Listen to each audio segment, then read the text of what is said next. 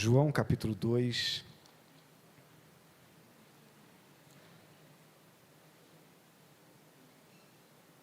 Leremos os versos 1 a 11.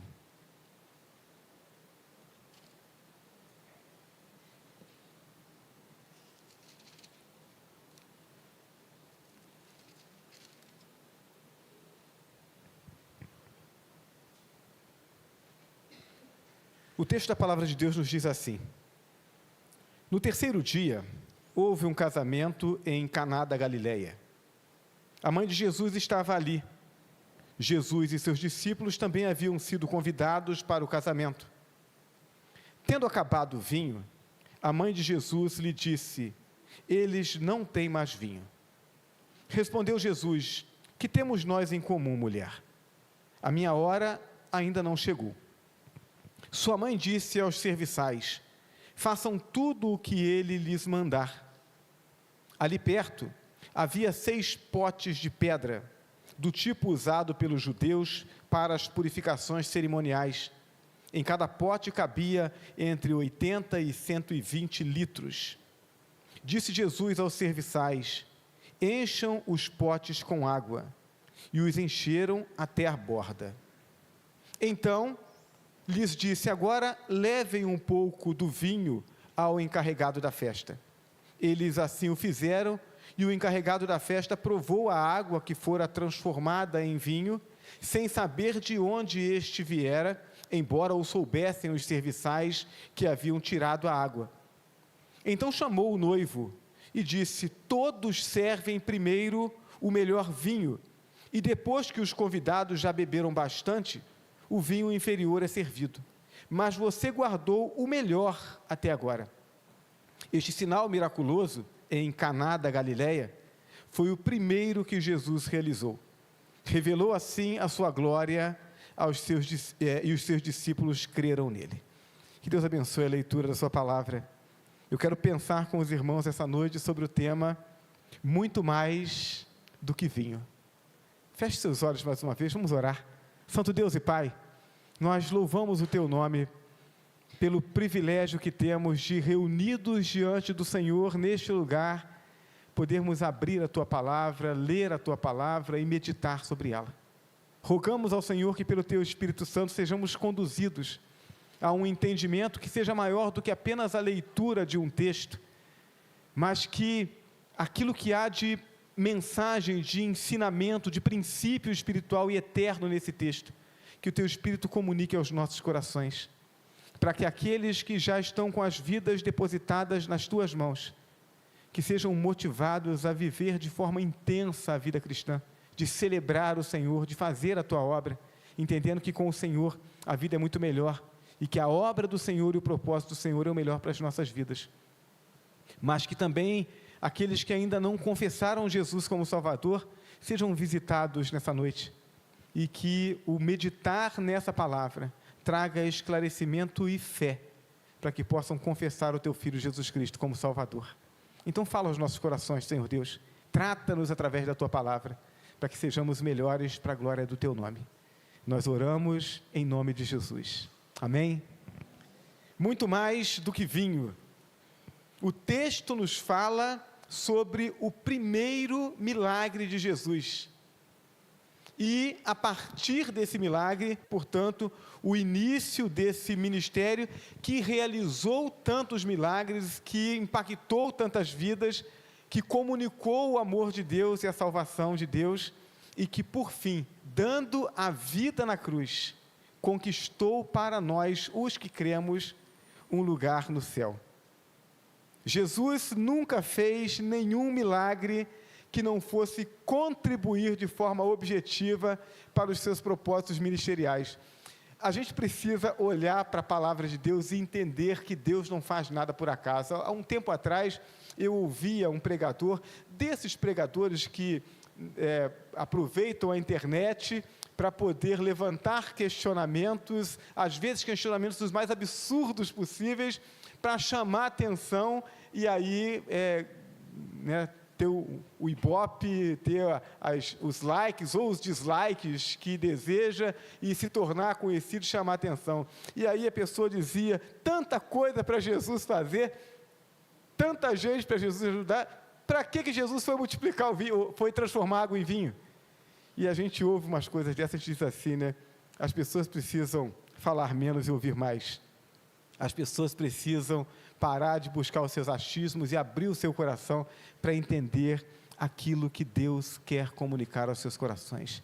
Jesus nunca fez nenhum milagre que não fosse contribuir objetivamente para os propósitos ministeriais dele, a fim de comunicar a glória de Deus e a salvação que ele havia de conquistar na história, naquela cruz, para mim e para você. Assim, quando o texto nos diz que eles estão na festa e o vinho acaba, né, a gente pensa assim, a festa de casamento daquele tempo, ela durava uma semana inteira. E então chegavam convidados e saíam convidados. Até o último dia tinha gente chegando. E o vinho era servido normalmente, livremente para as pessoas, porque o vinho era símbolo de alegria dentro da nação de Israel. E aí, ao que parece, os dias da festa estavam avançando e acaba o vinho. E aí o texto diz que a mãe de Jesus comunica isso a ele, né, sobre a falta do vinho. O objetivo dela talvez fosse de que ele tomasse alguma ação, ou pelo menos se compadecesse, né? A gente não tem bem ciência se naquele momento a mãe de Jesus tinha a consciência ou o objetivo de que ele resolvesse de fato o problema. É o primeiro milagre de Jesus. Jesus não tinha feito nenhum outro milagre no seu ministério. É o primeiro.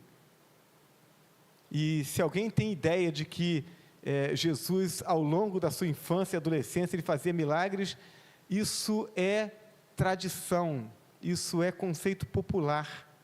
O que a Bíblia nos diz é que Jesus cresceu como uma criança normal, estudando a palavra, vivendo como uma criança normal, só que sem pecado, desde o início entendendo, porque seus pais o informavam quem ele era, e ele buscava então conhecer o seu Pai Celestial. Mas Jesus esvaziou-se da sua divindade. É isso que a Bíblia nos diz. Ele vem ao mundo como um homem, e ele vai realizar os seus milagres não no seu próprio poder, porque ele esvaziou-se da sua divindade. Ele vai realizar os seus milagres no poder do Espírito Santo. É por isso que ele diz que aqueles que crescem nele realizariam os mesmos sinais que ele, poderiam realizar sinais maiores. Por quê? Porque o mesmo Espírito que habitou em Jesus e o conduziu no seu ministério, habita em mim e em você, que cremos em Jesus Cristo. Então, Jesus não tinha feito nenhum milagre antes. É o primeiro. Então, talvez devêssemos crer que Jesus não tinha feito milagres e, portanto, Maria talvez não tivesse a expectativa de que ele fizesse o milagre que ele fez. Mas ela sabia que o seu ministério estava iniciando. E então, talvez ela esperasse, falando isso para ele, que ele fizesse alguma coisa naquele momento que revelasse o início do seu ministério. E aí, Jesus diz para ela, o que nós temos em comum, em uma versão, né, ou em outra, o que tenho eu contigo, mulher? Ainda não é chegada a minha hora. Jesus sabia que ele ia fazer o milagre que fez. Mas ele deixa claro que aquilo que ele iria fazer ali não tinha a ver com o pedido da sua mãe. O compromisso dele não é em atendê-la ou atender às necessidades daquela festa. O milagre de Jesus, aquele milagre que ele haveria de fazer, tinha como objetivo cumprir um propósito maior, o propósito de Deus no seu ministério. Então, por isso ele dá essa resposta a Maria. Não é por causa de você, não é por causa dos noivos, é por causa do reino de Deus. Jesus sabia que para sua mãe encontrá-lo como Salvador, ela precisava perdê-lo como filho.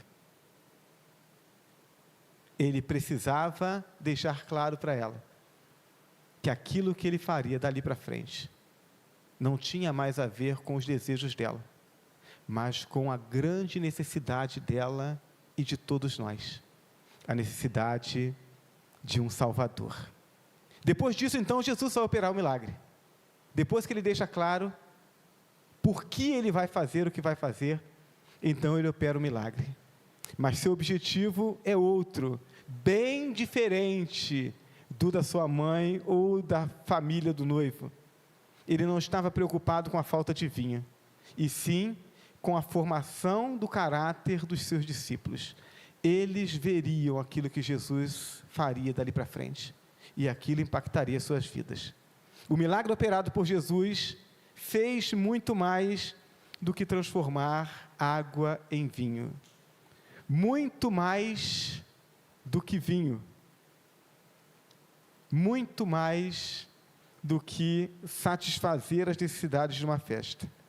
Quando Jesus transforma a água em vinho, ele ensina que ele é a fonte da alegria. Os judeus tinham no vinho o símbolo da alegria. Isso em toda a história do povo de Israel. O vinho era o elemento da celebração. A boa colheita do vinho significava para o judeu a bênção de Deus sobre a colheita. Eles iriam transformar aquelas uvas em vinho, iam celebrar a Deus, expressar a sua alegria. Essa era a cultura daquele povo. Por isso que faltar o vinho na festa era algo complicado. Podia faltar outras coisas, o vinho não podia faltar. Essa era a ideia, esse era o conceito.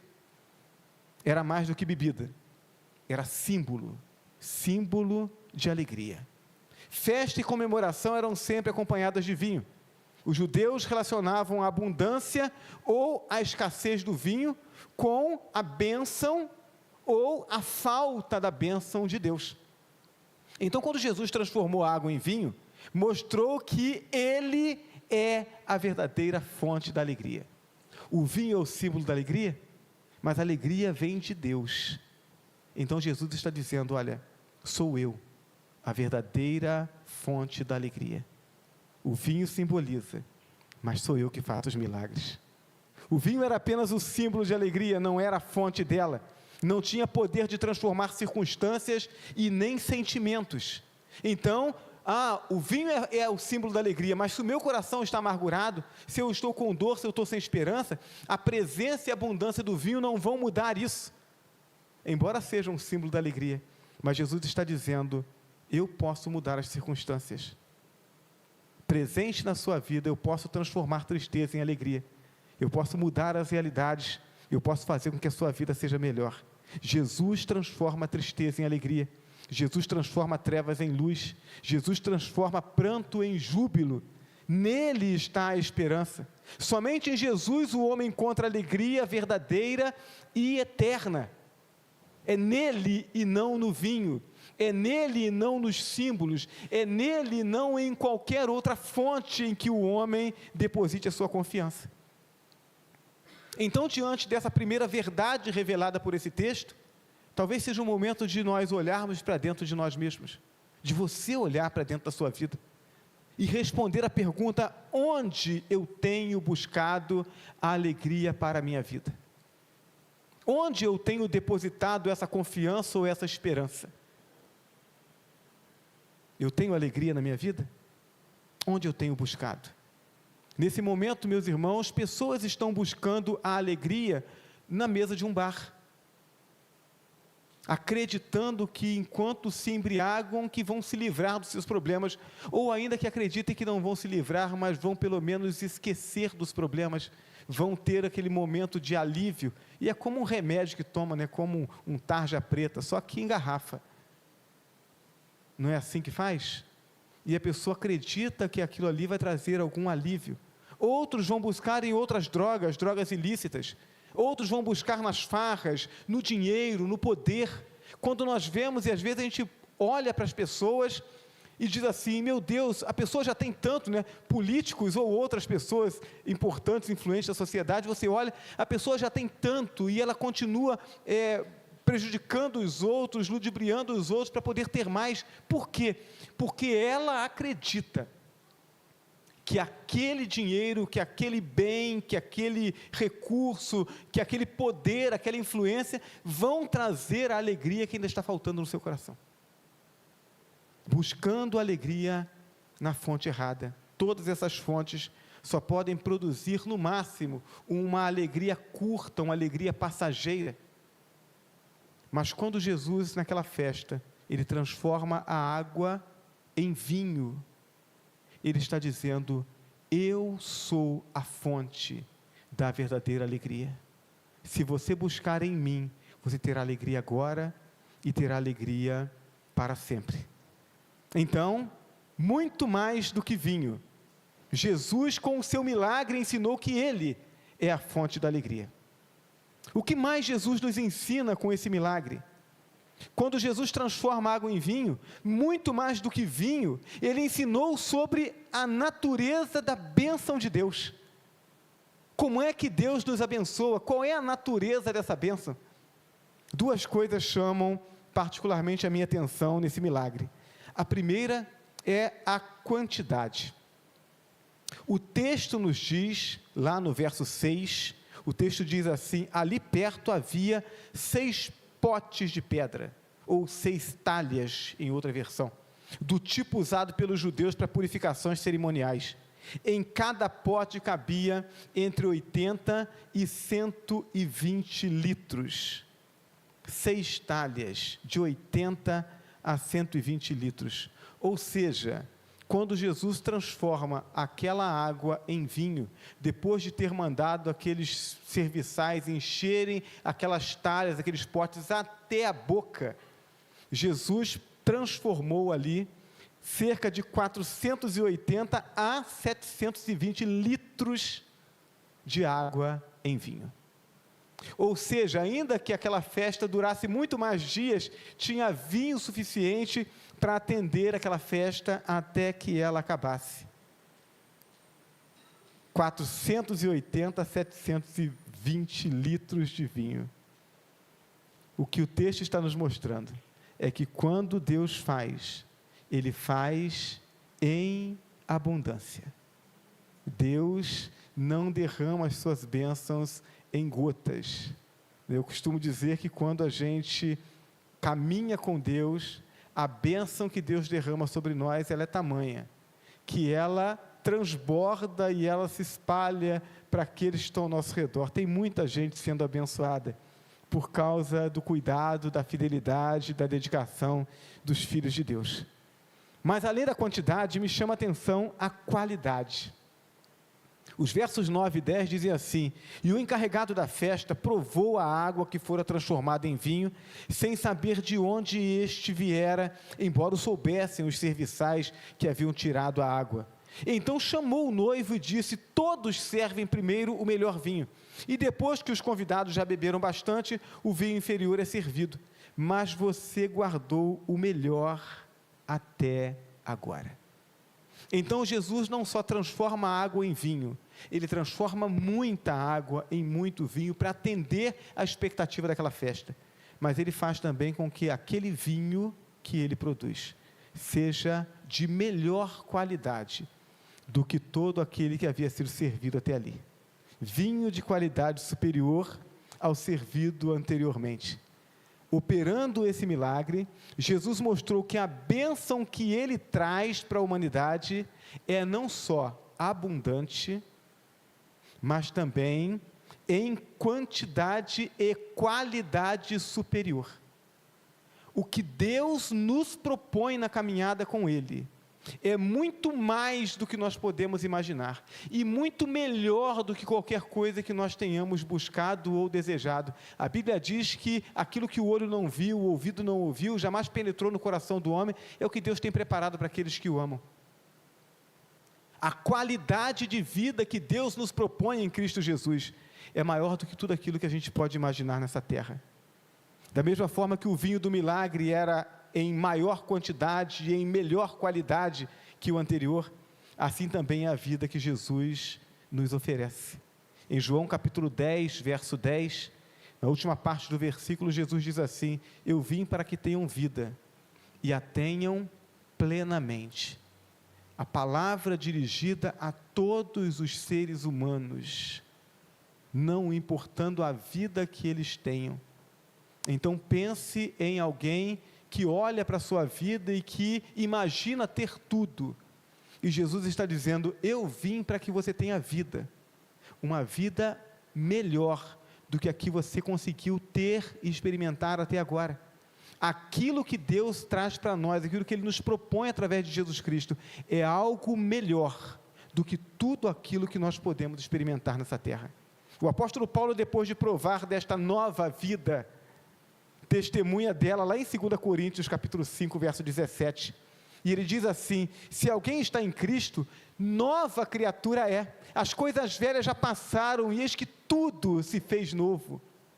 Em Cristo tudo se fez novo. Em Cristo as coisas que eu experimentava antes, elas se tornam pequenas demais. Aquilo que Ele tem para mim é muito maior, aquilo que Ele tem para você é muito maior. É isso que a Bíblia está nos dizendo. É por isso que Jesus opera esse milagre no início do seu ministério. Ele chama os discípulos para estarem com Ele, e Ele realiza esse milagre para que eles possam entender: aquilo que eu passo a fazer diante dos olhos de vocês agora, por vocês e por toda a humanidade, é algo que é muito maior do que o que vocês esperam, em muito maior qualidade, que vai impactar a vida de vocês e que vai transformar a vida de vocês para sempre.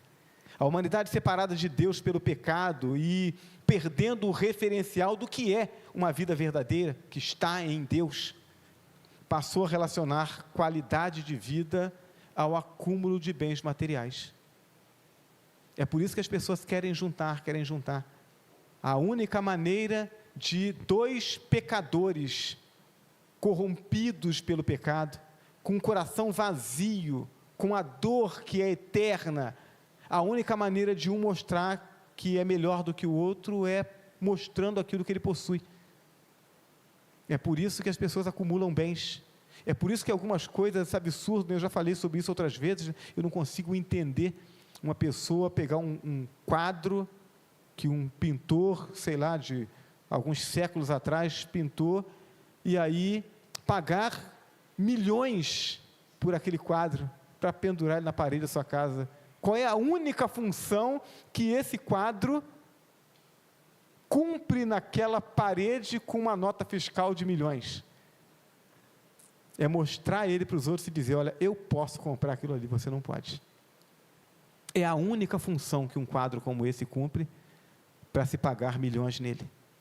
Por quê? Porque é a única forma do ser humano corrompido e separado de Deus dizer que é feliz, dizer que tem uma vida melhor. Mas Jesus está dizendo: não tem. O coração continua vazio. Os bens materiais não produzem felicidade. E isso faz com que alguns acreditem que já alcançaram a felicidade. Eu já tenho tudo. O meu Deus é o meu dinheiro, é a minha conta bancária. Enquanto outros imaginam que nunca alcançarão, já que a felicidade é ter muitos bens, e eu sou assalariado, não tive oportunidade para estudar, não tenho oportunidade para crescer, então eu nunca serei feliz. Um acredita que é feliz não sendo, o outro acredita que nunca será feliz sem entender qual é a fonte da felicidade. Ambos estão infelizes, sem entender que a felicidade está ao alcance dos dois. A palavra de Deus está ao alcance de cada pessoa. O Evangelho de Jesus Cristo está à disposição de cada pessoa. E aquele que crê, rico ou pobre, jovem ou idoso, independentemente da sua raça, cor da pele, cultura, nacionalidade, ouviu o Evangelho, entendeu o Evangelho, creu no Evangelho, abraçou Jesus Cristo como Salvador, sua vida é transformada, e Deus o abençoa, e encontra a verdadeira felicidade. A vida abundante é a vida que está em Jesus. Essa vida está ao alcance de todos, de mim e de você. Muito mais do que vinho. Quando Jesus transformou aquela água em vinho, ele ensinou sobre o seu sacrifício em favor da humanidade. O milagre que Jesus apontava para a verdade que seria revelada à humanidade através do seu sacrifício na cruz. Quando Jesus transforma aquela água em vinho, ele está chamando a atenção para a origem daquele vinho. Como é que era formado o vinho? Como é que as pessoas produziam o vinho, que era o símbolo da alegria no meio do povo? Para que houvesse vinho, o símbolo da alegria, para que aquele vinho chegasse a ser realidade, era necessário um sacrifício. O esmagamento das uvas, que eram pisoteadas naquilo que eles chamavam de lagar, onde se colocava as uvas e as pessoas pisoteavam ela para fazer o suco, para fermentar aquele suco, para que aquilo então se transformasse no vinho. Sem o sacrifício das uvas, não haveria vinho. Todas as bênçãos que Jesus trazia para a humanidade também custariam um sacrifício. O corpo de Jesus teria que ser sacrificado, o seu sangue teria que ser derramado. A graça, a proposta de salvação gratuita não foi de graça. Para que eu pudesse ter o perdão dos meus pecados, o Filho de Deus precisou derramar o seu sangue. Precisou entregar-se para, em sacrifício, tomar o nosso lugar. Não haveria alegria, nem paz, nem segurança, nem esperança, se não houvesse o sacrifício de Jesus Cristo. Em Isaías capítulo 53, versos 5 e 6, o profeta, cerca de 700 anos antes do nascimento de Jesus, ele assim profetizou: mas ele foi ferido por causa das nossas transgressões, e moído por causa das nossas iniquidades. O castigo que nos traz a paz estava sobre ele, e pelas suas pisaduras fomos sarados. Todos nós andávamos desgarrados como ovelhas, cada um se desviava pelo seu caminho, mas o Senhor fez cair sobre ele a iniquidade de nós todos. É por causa do sacrifício de Jesus que nós temos esperança de vida eterna. A bondade do homem, portanto, não produz vinho, precisa esmagar as uvas. O fato de alguém ser bom não fazia com que a uva se transformasse naturalmente em vinho. Era preciso que ela fosse esmagada. A bondade do homem não produz salvação. É necessário que o Filho de Deus derrame o seu sangue.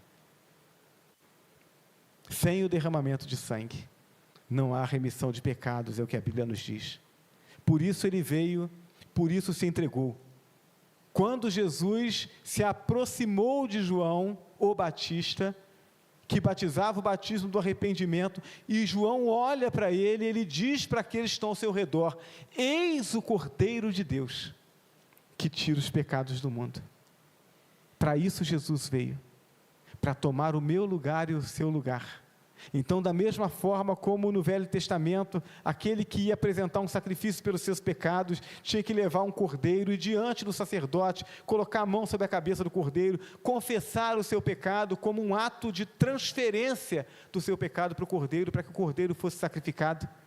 Jesus vem como Cordeiro de Deus, para entregar a sua vida na cruz, para que então todo aquele que ao longo da história, ouvindo o Evangelho, entendendo que Jesus morreu no seu lugar, ora e confessa o seu pecado, e reconhece Jesus como Salvador, está transferindo o seu pecado para aquela cruz, e recebendo sobre si a justiça que é do Filho de Deus.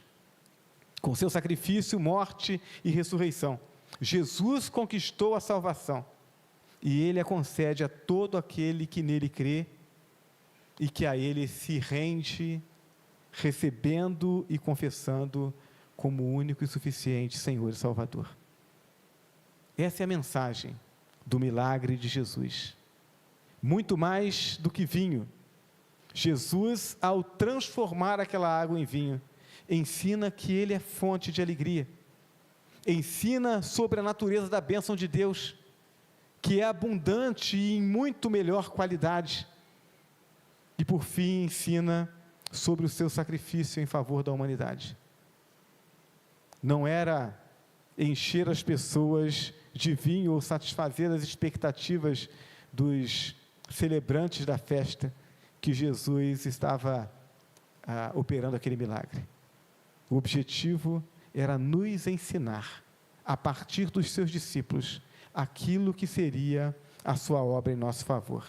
Jesus transformou a água em vinho, e isso impressionou os seus discípulos, mas este não foi o milagre principal. O milagre principal, Jesus ainda está fazendo. O milagre principal é quando Ele faz a transformação no coração daqueles que ouvem a sua palavra, que oram e dizem: Senhor, eu entendo o teu ministério, eu entendo a tua obra na cruz, eu entendo o teu amor por mim, e eu desejo que isso aconteça na minha vida.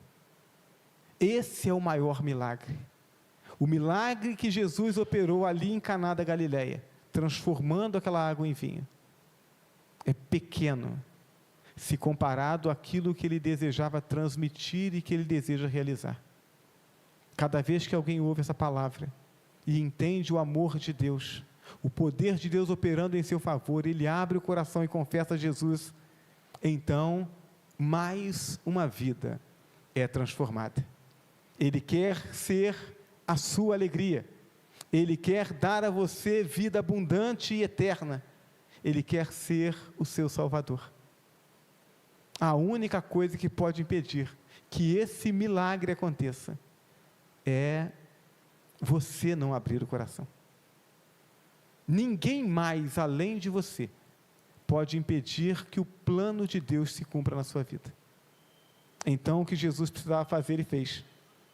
Ele iniciou com a transformação da água em vinho, mas ao longo do seu ministério, Ele curou pessoas com as mais diversas doenças, Ele libertou pessoas do poder do diabo, Ele ressuscitou mortos, e por fim, entregou a vida dEle na cruz, no meu lugar e no seu lugar, venceu a morte ao terceiro dia, está vivo e reina para sempre, mas Ele decidiu reinar na vida e no coração daqueles que, ouvindo a sua palavra, o confessam como Salvador.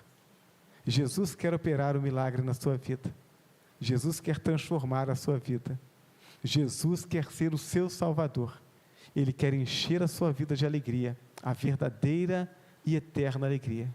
Ele só precisa que você diga sim, que você diga: Senhor, eis aqui o meu coração, entra aqui, reina, a minha vida é sua a partir de hoje. Então eu não sei se ao alcance dessa palavra há alguém que ainda não confessou Jesus como Salvador, mas se há, essa decisão precisa ser tomada, e precisa ser tomada de imediato, não amanhã, não semana que vem, porque hoje é o tempo aceitável, hoje é o dia da salvação, hoje é o dia em que eu tenho a oportunidade de mudar a minha vida, de ajustar a minha vida com Deus. Hoje Deus se revela a mim, hoje Deus me chama, hoje Deus se revela a você, hoje Deus chama você. Eu quero convidar a igreja a fecharmos nossos olhos nesse momento, nós vamos orar ao Senhor. Eu não sei se há aqui entre nós alguém que ainda não tomou essa decisão, ainda não confessou Jesus como Senhor e Salvador.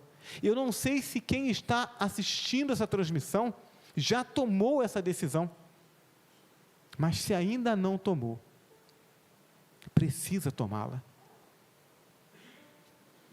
Pecado é coisa séria. Se o pecado não fosse sério, Jesus não teria morrido. Se o pecado não fosse sério, Jesus teria trazido apenas alguns ensinamentos, e Ele dizia: segue isso aqui direitinho, e quando você errar, você pede perdão, e está tudo bem.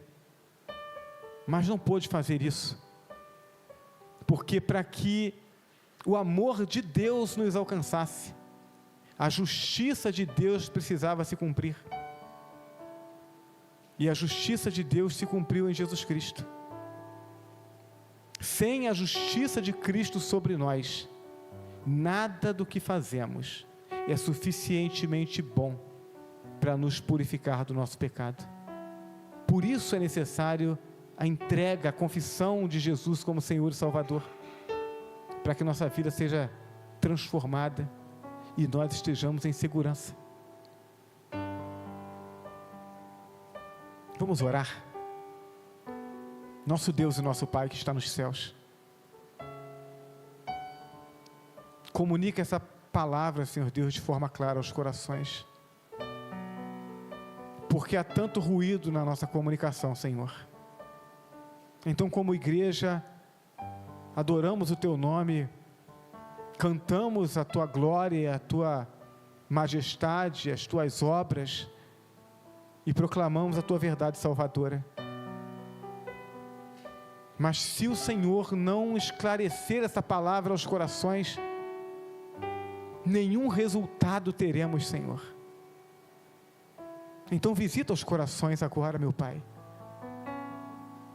e ajuda os ouvintes, aqueles que ainda não creram em Jesus, ainda não confessaram Jesus publicamente, ajuda-os a entender o Teu amor, ajuda-os a entender a dimensão do sacrifício do Teu Filho, ajuda-os a entender o risco que correm por estar caminhando longe do Senhor, ajuda-os a entender a qualidade de vida que o Senhor tem para cada um de nós, quando confessamos o Teu Filho Jesus Cristo e abraçamos a caminhada contigo.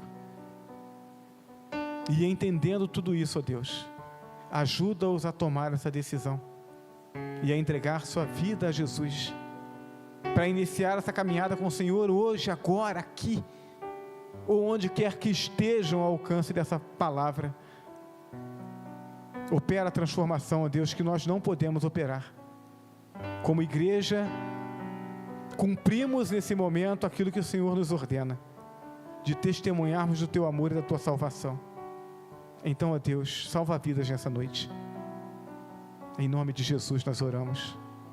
A igreja continua orando, e eu quero dar a você essa oportunidade. A gente não pode encerrar esse culto sem que você tenha a oportunidade de dizer sim para Jesus. Aquele que transformou a água em vinho, quer transformar a sua vida em algo muito melhor. Aquele que transformou a água em vinho, quer transformar o seu viver, de modo a que você consiga olhar para a eternidade e olhar com esperança. Ele só espera que você diga sim.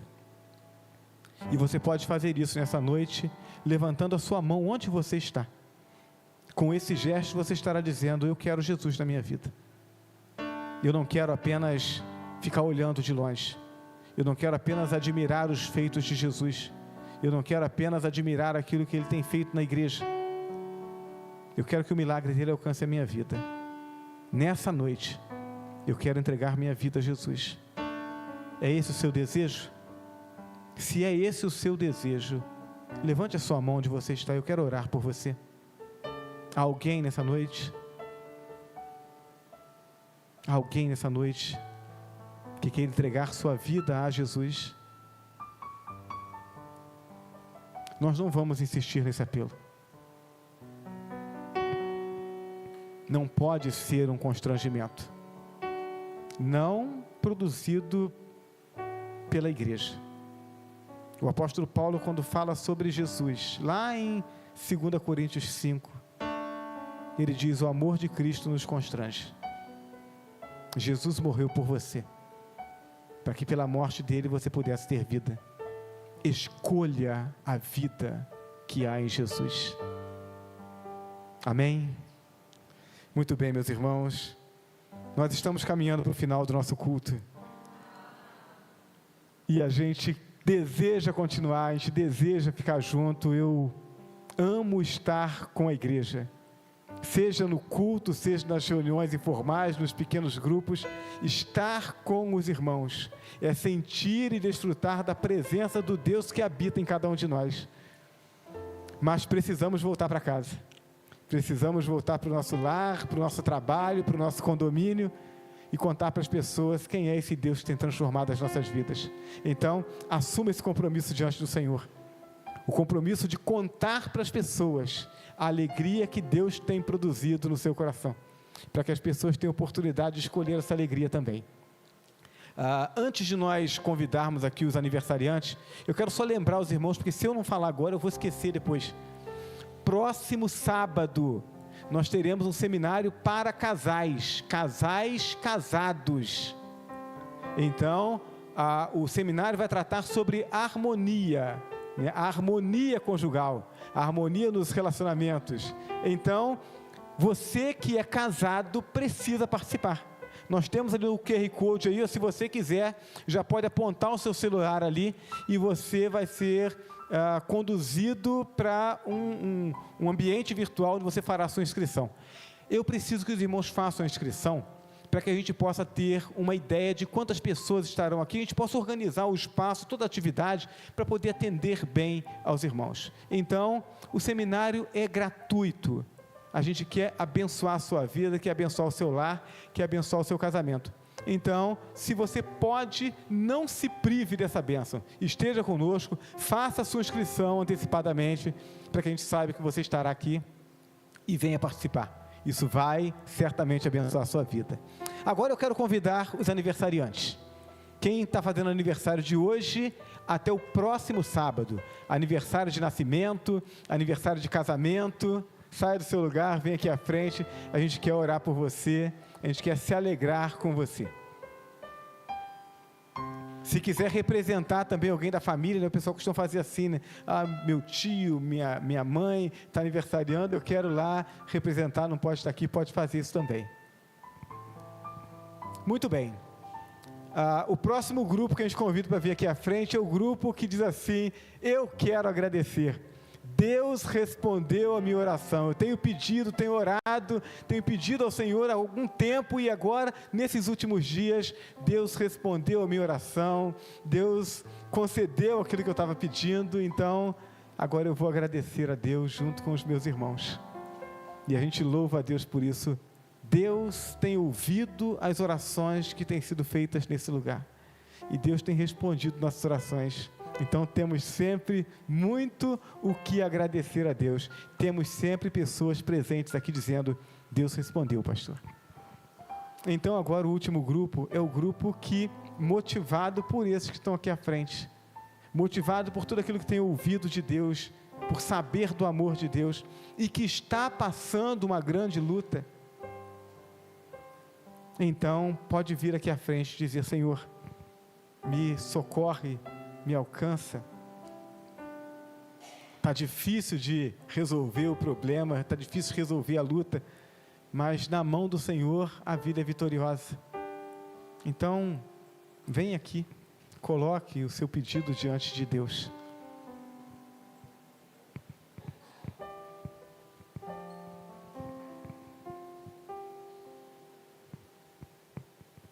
Quero convidar agora a igreja a se colocar de pé. E a gente sempre repete isso, irmãos, porque a gente vive um tempo em que os curandeiros e os milagreiros de plantão estão sempre querendo pegar aí uma beiradazinha nas ações milagrosas de Deus, né? Então, a oração que nós fazemos aqui não é a oração do pastor. A oração que nós fazemos aqui é a oração da igreja. É a igreja reunida que traz para o meio dela a presença milagrosa de Deus. Deus tem um interesse particular em operar os seus milagres no seio da igreja, para que nós saibamos em todo o tempo que a igreja é dele e que a igreja promove a glória dele. Então nós vamos orar, eu e vocês. Feche seus olhos então. Santo Deus e Pai, como igreja estamos aqui reunidos, ó Deus, para agradecer e também para pedir. Agradecemos pelos teus filhos que completam mais um ano de vida. E te louvamos, ó Deus Santo, porque não só a vida como existência, ela é uma bênção do Senhor, mas aqueles que são teus desfrutam de mais do que apenas viver, desfrutam da vida abundante que há em Jesus Cristo, e por isso a nossa gratidão é ainda maior, não só pela preservação da vida, mas pela transformação da vida de teus filhos. Louvado seja o teu nome, Senhor. Também agradecemos ao Senhor pelos teus filhos que vêm aqui à frente dizendo: Senhor, muito obrigado, porque nós oramos, porque nós clamamos ao Senhor pela luta que nós enfrentávamos, pela necessidade que nós estávamos experimentando, e o poder do Senhor nos alcançou. O cuidado do Senhor mudou a realidade da nossa vida. Então, Senhor, nós como igreja do Senhor agradecemos pelos teus filhos, porque o Senhor tem feito dessa igreja e da vida dos membros dessa igreja palco da manifestação do teu poder, e não é por causa da nossa bondade, é por causa do amor do Senhor por nós. Confiamos no teu amor, e por isso agora colocamos diante do Senhor aqueles que vieram aqui à frente, dizendo: Senhor, estamos em luta. Ó Deus, o Senhor conhece cada uma dessas vidas, o Senhor conhece cada luta, cada dificuldade, cada aperto, assim como tem ouvido cada clamor de teus filhos. Ó Deus eterno, em nome de Jesus, então, nós, a tua igreja, te pedimos: estenda a tua mão sobre esses teus filhos e alcança-os em suas carências. Opera em suas vidas os milagres que precisam, Senhor, para que então sejam fortalecidos na sua fé, sejam liberados desses problemas que às vezes até impedem os teus filhos de atuar na tua obra. Renova, Deus Santo, o ânimo de teus filhos, removendo os obstáculos e cuidando de seus corações. O pedido que fazemos, ó Deus, é para que tenhamos uma igreja saudável, para que tenhamos uma igreja vitoriosa sobre os problemas, tanto os problemas da tua igreja que se reúne como povo teu para promover a tua obra, quanto vitoriosa sobre os problemas que se abatem sobre cada membro em particular, para que então possamos testemunhar do teu cuidado, mas também livremente e alegremente trabalharmos pela tua obra. Então alcança teus filhos, ó Deus, opera os milagres necessários para a glória do teu nome, é o que nós pedimos. E agora, Senhor Deus, nós pedimos ao Senhor que nos leve em paz para os nossos lares, e que ao longo desta semana, onde quer que estejamos, que sejamos movidos pelo teu Espírito, e de maneira intencional, nós possamos buscar o contato com as pessoas, para contar para elas a razão da esperança que há em nós. Usa as nossas vidas, Pai, e alegra o nosso coração por vermos pessoas dando ouvidos à tua palavra, através do nosso testemunho. Essa é a oração que fazemos ao Senhor em nome de Jesus. E agora, que o amor de Deus, o nosso eterno Pai, a graça de Jesus Cristo, nosso Senhor e Salvador, e as consolações e comunhão do seu Santo Espírito, repousem sobre nós, e sobre nós permaneçam, desde agora e por todo sempre. Amém.